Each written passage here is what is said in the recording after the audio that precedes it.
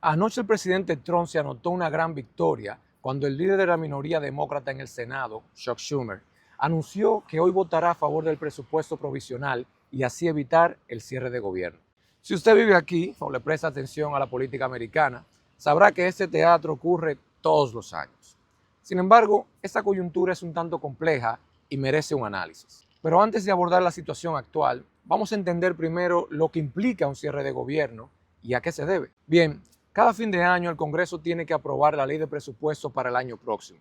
Si esto no pasa, entonces las agencias federales no esenciales como el Departamento de Estado, la NASA e impuestos internos suspenden sus operaciones. Durante el paro, esos empleados públicos quedan suspendidos sin disfrute a sueldo y por lo menos desde el 2019, una ley aprobó que reciban su salario retroactivo al reabrir el gobierno.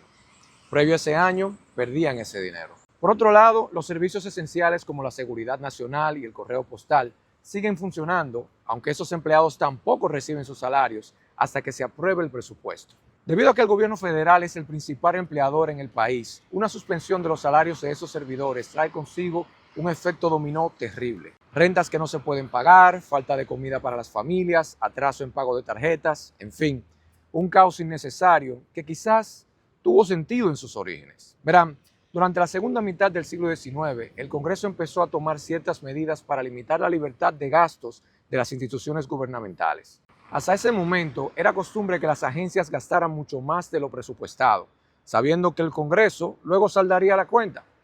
Pues el gobierno de los Estados Unidos es algo así como la familia Lannister. Y como ustedes saben, un Lannister siempre paga sus deudas. Se imaginarán que esa práctica se prestó a muchos abusos y corrupción, ya que podían gastar casi sin control, entre otras artimañas. Empleados públicos se confabulaban con contratistas para sobrevalorar la venta de insumos, obras y servicios al gobierno.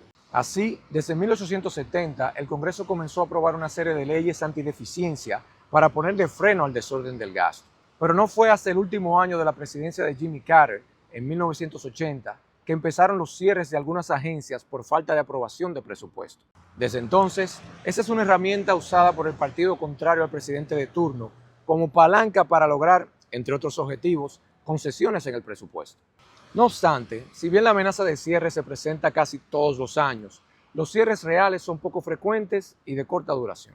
Entre los más extensos podemos citar el de 35 días durante el primer gobierno de Trump por un impasse debido a la financiación del muro, el de 16 días en la administración de Obama por el Obamacare y el de 21 días en el primer periodo de Clinton por recortes presupuestarios. Cabe resaltar que, aunque otros países como Canadá, Japón y Alemania tienen leyes similares, el cierre de gobierno es una práctica americana, pues las demás naciones han adoptado mecanismos de respaldo como la financiación de emergencia o extensiones presupuestarias automáticas para prevenir los cierres. Como mencioné al principio, lo que el Senado aprueba hoy es un presupuesto provisional que pasó por la Cámara de Representantes antes de ayer y que contó con un solo voto demócrata. Aunque los republicanos también son mayoría en el Senado, 53-47, la regla del filibustero obliga a que leyes y resoluciones como estas requieran el voto de al menos 60 senadores para cerrar los debates y poder votar por el proyecto. Por consiguiente, aún siendo minoría, el Partido Demócrata tenía en sus manos las llaves para cerrar el gobierno. No obstante, un análisis más profundo revela que esa situación en realidad es responsabilidad de los republicanos.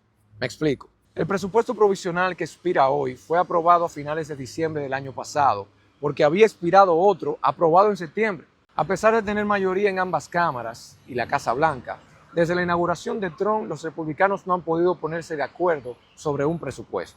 Parece que no hay consenso en los recortes de impuestos ni el plan de gasto. Por esa razón, hoy se tiene que aprobar otro presupuesto provisional hasta septiembre. Sí, ya van a cumplir un año en esto. Según el vocero de la Cámara de Representantes, Mike Johnson, este tiempo es suficiente para que los legisladores republicanos y Trump se pongan de acuerdo. De hecho, él estima que para mayo tendrán uno aprobado. Y esa es la parte delicada. Para dicha aprobación, los republicanos no necesitan ni necesitarán apoyo de los demócratas, pues harán uso del proceso de reconciliación. Esa excepción permite que el Senado pueda cerrar debates y pasar a votación con el 50+1 de los 100 senadores y no con los 60 que exige la regla del filibustero para los demás proyectos de ley. Eso es permitido siempre y cuando los proyectos contengan provisiones que impacten el presupuesto directamente en asuntos de gastos, impuestos y deuda.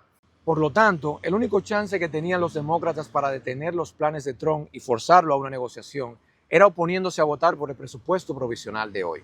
En una entrevista con Chris Hayes de MSNBC, el senador Chuck Schumer justificó la decisión de su partido, indicando que con un cierre de gobierno, Trump tendría mayor capacidad para seguir despidiendo empleados federales, algo que los demócratas están tratando de detener. A pesar del impacto negativo que tiene un cierre de gobierno, dicho argumento es un tanto cuestionable, pues el día de ayer un juez federal ordenó a Trump a reincorporar a miles de trabajadores federales despedidos ilegalmente. Como ya saben, Elon Musk ha encabezado una serie de despidos masivos por todo el gobierno federal que muchos consideran injustos e ilegales. En su sentencia, el magistrado William Alsup describió los despidos como una farsa ilegal, argumentando que alegar falta de desempeño como motivo de los despidos es solo una táctica para eludir los requisitos legales. Por ende, no es cierto que, como planteó el senador Schumer, que Trump pueda seguir despidiendo empleados impunemente. Además, el sindicato que representa a la mayoría de los trabajadores federales indicó públicamente el día de ayer que no apoya el presupuesto provisional. En mi opinión, si bien los demócratas enfrentan decisiones difíciles y no tienen alternativas favorables, dejar que Trump se anote estas victorias solo lo empodera para cometer atropellos más grandes. Gracias por su tiempo.